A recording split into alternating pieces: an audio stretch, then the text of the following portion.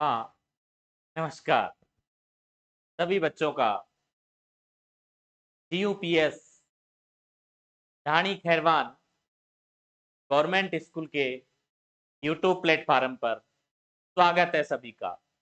तो हम पढ़ रहे थे एनएमएस के अंदर आने वाली मानसिक योग्यता अभिक्षमता परीक्षण जो मेंटल एबिलिटी टेस्ट का जो 90 क्वेश्चन का एक अलग से ही पेपर होता है। दो पेपर होते हैं, एक मैट और सेक। उसमें हमने पहला था वर्णमाला परीक्षण जिसे कूट और एकूट वाचन कहते हैं कि वर्णों को कौन से कूट में उनका निर्धारण करें। ये अब हमने कल की पहली क्लास में पढ़ा था। आज हम अध्ययन करेंगे क्रमबद्ध परीक्षण या क्रम परीक्षण। इसका अध्ययन करेंगे कि क्रम परीक्षण कि कौन सा व्यक्ति किस क्रम पे रहे। दूसरा है हमारा क्रम परीक्षण। क्रम परीक्षण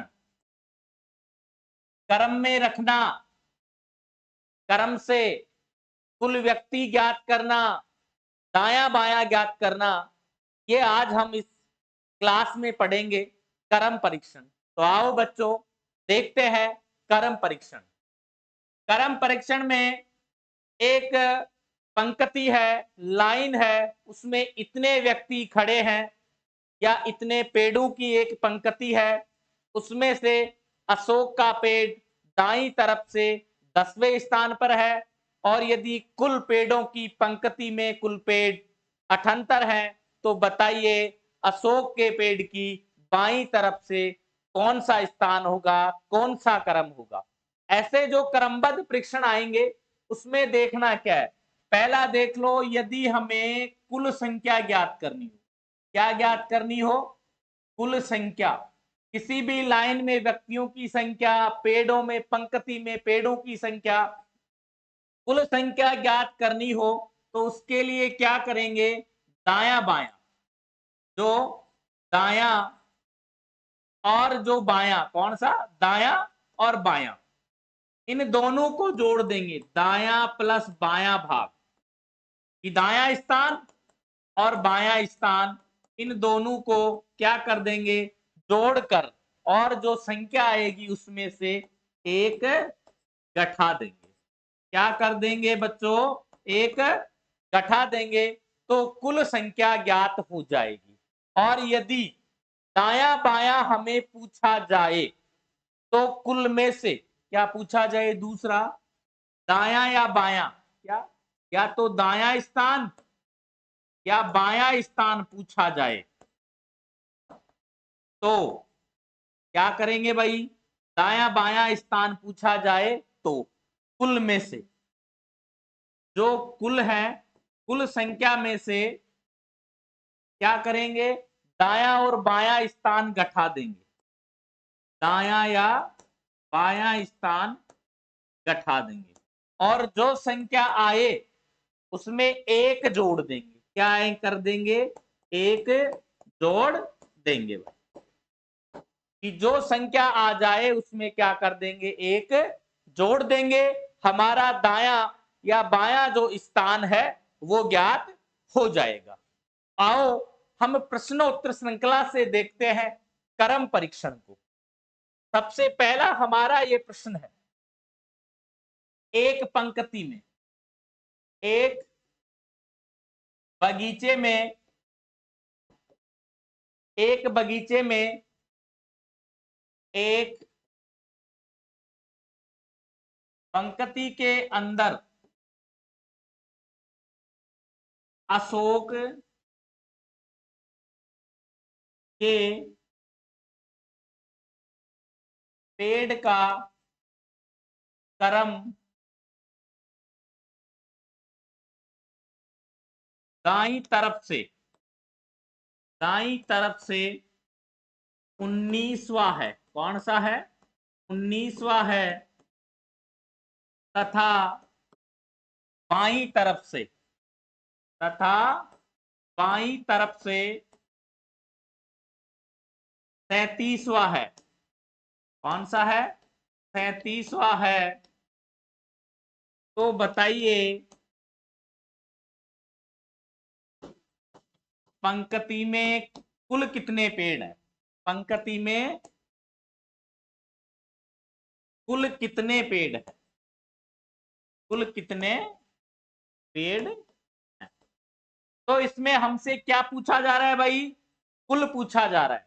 अभी मैंने आपको क्या बताया कि दोनों को दाएं और जो बायां स्थान क्रम आए उनको जोड़कर क्या कर देना है, गठा देना है। कुल पूछा जा रहा है तो कुल बराबर अशोक के पेड़ का क्रम दाईं तरफ से कौन सा है, 19वां, और बाईं तरफ से कौन सा है, 37वां। तो कितना हो गया भाई ये, 9 और 7 16, 1 3 रे 1 4 और ये हो गया 1 5। तो दाएं बाएं का जोड़ कितना हो गया, 56। और अब हमें करना क्या है, एक गठा देना है। तो कुल पेड़ कितने आ गए भाई, 55 पेड़ हो गए। कितने आ गए, 55 पेड़ हो गए। इसी प्रश्न से हम समझे कुल पेड़ कितने आ गए, 55 आ गए भाई। कुल पेड़ कितने आ गए, 55 आ गए। बच्चों यदि हमें अशोक का दायां क्रम पूछा जाता कि दाएं तरफ से कौन से स्थान पर है, तो बायां क्रम इसमें कितना है, 37वां है। कितना है, 37वां।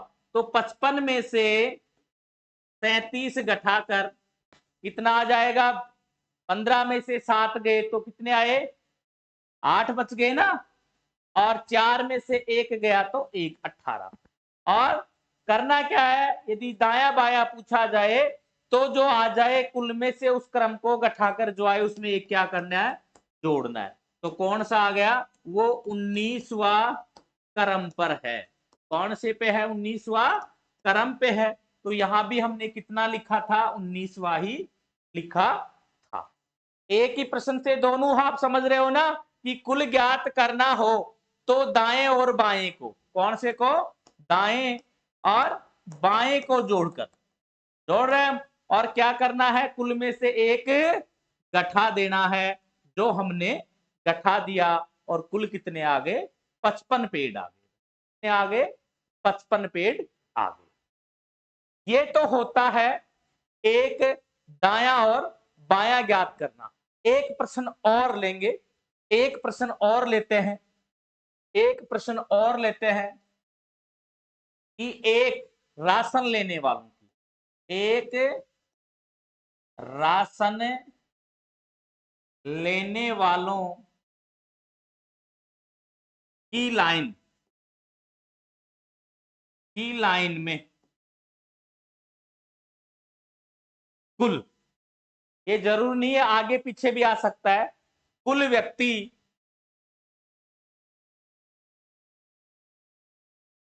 73 हैं तथा महिमा पीछे से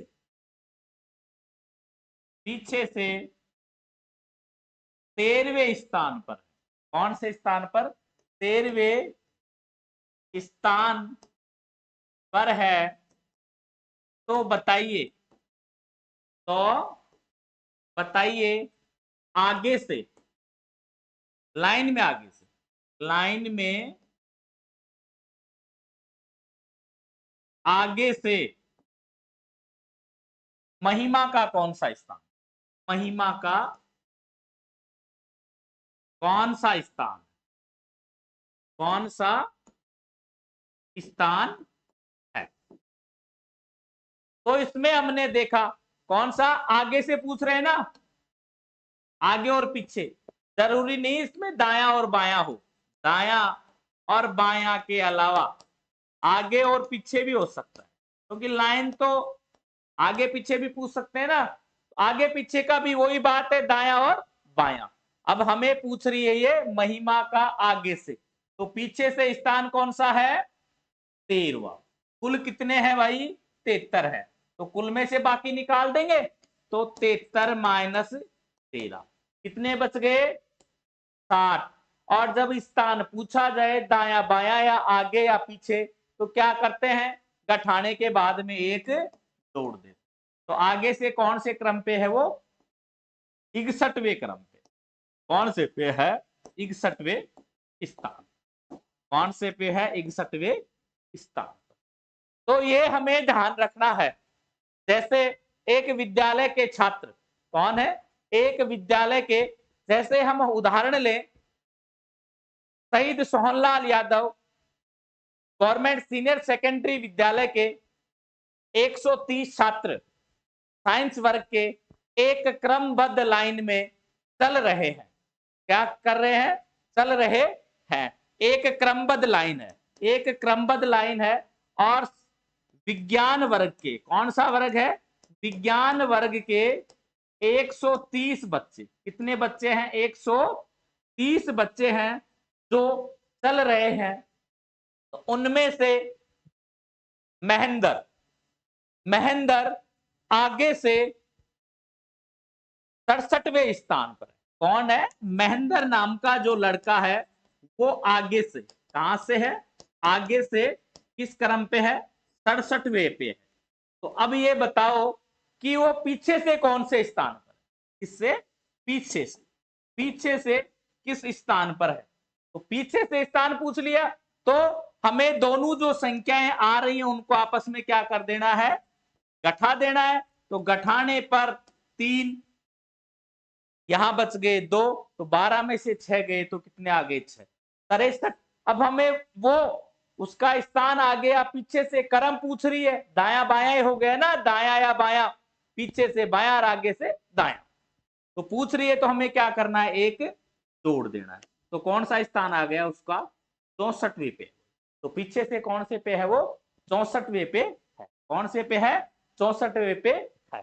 तो कुल संख्या ज्ञात करना, दाया बाया, आगे या पीछे, कुल ज्ञात करना हो तो दोनों संख्याएं आए उनको जोड़कर एक घटा देना है। उसका क्रम ज्ञात करना हो तो दोनों संख्याओं को घटाकर एक जोड़ देना है। क्या करना है? अभी मैंने आपको बताया था, देखो कुल, क्या कुल आए, कुल आ जाए तो दोनों संख्याओं को जोड़कर, दोनों है, दोनों संख्या को अभी मैंने समझाया था, को जोड़कर क्या करना है भाई? एक गठाना। क्या करना है? एक गठाना है। और आगे पीछे, आगे पीछे पूछे या दाएं बाएं पूछे तो क्या करना है भाई? दाएं बाएं पूछे, दोनों संख्याओं को गठाकर, जो दोनों संख्या है, दोनों संख्याओं को आपस में गठाकर, आपस में गठाकर क्या कर देना है? एक जोड़ देना है। एक जोड़ देना याद हो जाएगा हमें भाई। यह है भाई हमारा क्रम परीक्षण। अब इसमें 2-4 बातें और आती है तो प्रश्न के आधार पर हम समझेंगे कि कौन बड़ा है कौन छोटा है। जो 2 या 4, 5 या 7 बच्चों का एक समूह आता है। क्या आता है? एक समूह आता है। जैसे हम प्रश्न देखें, ये हमारा जो प्रश्न है 4 नंबर प्रश्न में हम देखें बच्चों कि राम और रहीम, देखना भाई, राम रहीम से बड़ा है। क्या है भाई? राम रहीम से बड़ा है, लेकिन श्याम से छोटा है। श्याम से छोटा तथा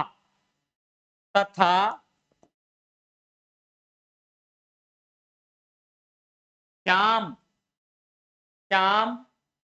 ताराचंद से, श्याम ताराचंद से छोटा है। श्याम ताराचंद से छोटा है। तो बताइए,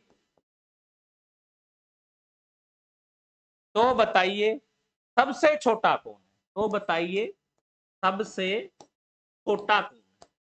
सबसे छोटा कौन है? सबसे छोटा कौन?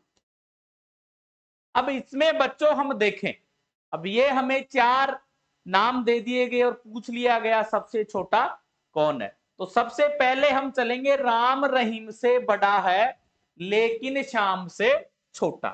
तो यहां हमने ये एक लाइन बना ली, राम रहीम से बड़ा। किससे बड़ा है भाई? ये रहीम है। इससे बड़ा कौन है? राम आ गया। लेकिन क्या है? राम रहीम से बड़ा है लेकिन श्याम से छोटा है। और ये छोटा किससे है? श्याम। हो गया इस लाइन में। अब आगे हम लाइन देखें, तथा श्याम ताराचंद से छोटा है। अब ये श्याम क्या है? ये ताराचंद से। किससे है भाई? ताराचंद से भी क्या है? छोटा है। तो प्रश्न क्या पूछा गया है? तो बताइए सबसे छोटा कौन है? तो सबसे छोटा कौन हुआ? रहीम हुआ। कौन हुआ? रहीम हुआ। और इसी प्रश्न में ये पूछ ले कि सबसे बड़ा कौन है, तो सबसे बड़ा कौन हो गया? ताराचंद। सबसे बड़ा कौन हो गया? ताराचंद हो गया। तो इस प्रकार से ऐसे छोटा या बड़ा ऐसे प्रश्न भी हमारी जो क्रमबद्धता क्रम परीक्षण है उसमें पूछे जा सकते हैं।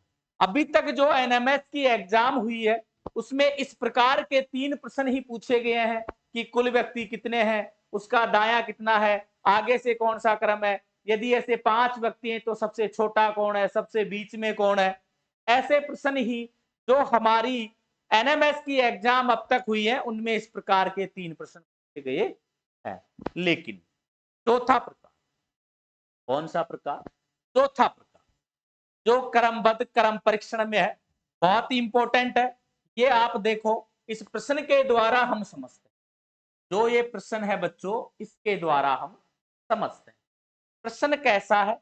देखना, बहुत शांत चित्त मन से देखना कि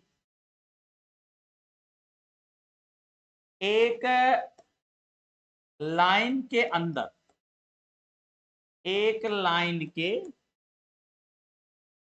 अंदर राम का स्थान दाईं तरफ से, कौन सी तरफ से? दाईं तरफ से 7। कौन सा है? 7वां है। तथा दिनेश का स्थान क्या है? का स्थान बाईं तरफ से, ध्यान रखना है, बाईं तरफ से 11वां है। कौन सा है? 11वां है। यदि यदि दोनों के स्थान, यदि दोनों के स्थान परिवर्तन कर दिए जाएं या बदल दिए जाएं, बदल दिए जाएं तो बदल दिए जाएं तो क्या होता है? दिनेश का स्थान, किसका? दिनेश का स्थान, दिनेश का स्थान 38वां हो जाता है। 38वां हो जाता तो बताइए कौन सा हो जाता है? 38वां हो जाता है। तो बताइए लाइन में कुल कितने व्यक्ति हैं? पहला प्रश्न तो ये, लाइन में कुल व्यक्ति कितने? कुल व्यक्ति कितने?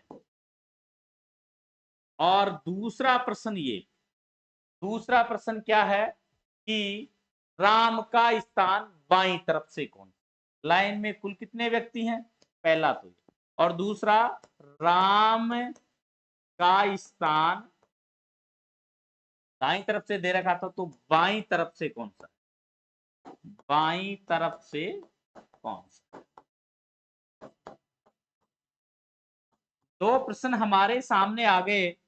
तो सबसे पहले हमने क्या देखा? कुल। क्या है भाई? कुल। बहुत इंपॉर्टेंट प्रश्न है बच्चों, प्रश्न को बड़े ध्यान से देखना है। कुल, कुल में क्या करते हैं कि जो दोनों स्थान होते हैं उनको जोड़कर गठा देते हैं, यही तो करते हैं ना। लेकिन आप यहां देखोगे 7वां, दिनेश का स्थान बाईं तरफ से 11वां, और इसका दाईं तरफ से 7वां, दाएं बायां और फिर वापस स्थान बदल दिया गया, तो दिनेश का कौन सा हो गया? 38। कौन सा हो गया? 38। अब इसमें ध्यान यही देना है कि दिनेश का बाईं तरफ से 11वां था, स्थान बदला गया है, तो उसका दाईं तरफ से 38वां हो गया। तो हमें जोड़ना क्या है? दाया और बायां, एक व्यक्ति विशेष का जोड़ना है। दो का अलग अलग आ जाए तो वो डिफरेंट हो जाएगा। तो दिनेश का दे रखा है, तो दिनेश का ये 38, तो कुल में क्या हो जाएगा? 38 एक तरफ से, और दूसरी तरफ से कौन सा है?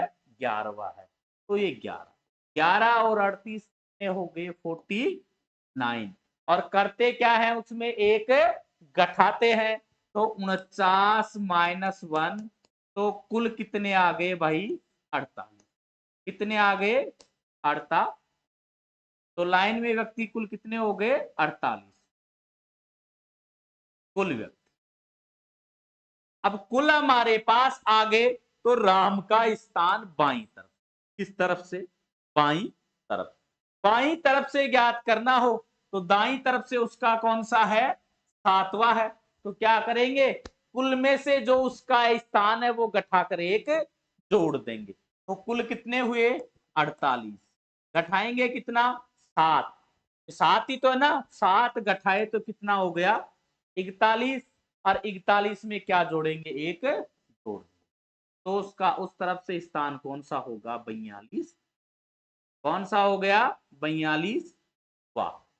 इस प्रकार से ये जो बिल्कुल क्लिष्ट जो सवाल आता है क्रम परीक्षण में, वो इस प्रकार का आ सकता है कि उसमें 3 संख्याएं आपके सामने दे दी जाएं, तो क्या करें? तो बेटा उसमें बात यह है बच्चों कि एक जो सैम नाम है, उसका जो बायां दाया है उनको जोड़कर एक घटा दो, कुल आ जाएगा। और फिर कुल में से यदि उस दूसरे का क्रम पूछा गया है, तो उस दूसरे की संख्या घटा दो और एक जोड़ दो, उसका वो दाया या बाया आ जाए। तो ये थे हमारे क्रम परीक्षण से संबंधित प्रश्न, जो 4 प्रकार के आपको मैंने बताए कि एक तो छोटा बड़ा, एक कुल, एक दाया बाया, और यदि 2 का आ जाए तो ये 2 व्यक्तियों का है। ये आपके सामने मैंने इस प्रश्न को हल करके बताया है। तो ये थे हमारे क्रम परीक्षण से संबंधित प्रश्न और जो हमारी श्रृंखला। अब जो अगला टॉपिक है वो है भाई समय से संबंधित या घड़ी संबंधी प्रश्न। कौन सा है? समय से संबंधित। कौन सा है? समय संबंधी या घड़ी संबंधी? समय संबंधी या घड़ी संबंधी। इस एक टॉपिक के साथ बच्चों 3 टॉपिक क्लियर होंगे भाई, समय संबंधी या घड़ी संबंधी। जो ये टॉपिक है इसके साथ 3 टॉपिक क्लियर होंगे। एक जो दर्पण का, दर्पण प्रतिबिंब और जल प्रतिबिंब, कि किसी अक्षर को, किसी वर्ण को, किसी अंक को, किसी आकृति को यदि हम दर्पण में देखें तो कैसी दिखाई देगी। दूसरा, यदि किसी अंक, अक्षर, वर्ण या आकृति को हम जल में देखें, प्रतिबिंब कहते हैं उसको, अपनी जो छाया बनती है, जल में देखें तो वो कैसे दिखाई। और तीसरा है घड़ी संबंधी। तो आओ हम घड़ी संबंधी या समय संबंधी प्रश्न देखते हैं। देखो इनमें ध्यान रखने बात यह है कि जो घड़ी है ना, वो भाई यदि हम कांच में देखें, दर्पण में देखें, तो घड़ी का समय कैसे ज्ञात करें, ये देखना। घड़ी का समय ज्ञात, घड़ी का समय ज्ञात, समय ज्ञात करना दर्पण में देखने। किसमें देखने पर? दर्पण में देखने। बच्चों इसके लिए आपको एक ध्यान रखना है कि यदि घड़ी में समय 11 बजे से पहले का दिया हुआ 10:59, यदि समय, नोट करना भाई, यदि समय 11 बजे से पहले, 11 बजे से पहले का हो, पहले का हो, तो क्या करना है? 11:60 में से घटा देना है। किसको? उस वास्तविक समय को, घड़ी के समय को। कितने में से? 11:60 में से घटा देना है। कांच में देखा तो समय कितना हो? घड़ी संबंधी, घड़ी का समय ज्ञात करना, दर्पण में देखने पर कितना समय हो रहा है, ये हमें ज्ञात करना है। तो क्या करेंगे? 11 बजे से पहले का हो तो क्या समय, यदि समय 11 बजे से पहले का हो तो 11:60 में से घटा दो। दूसरा देखो, यदि समय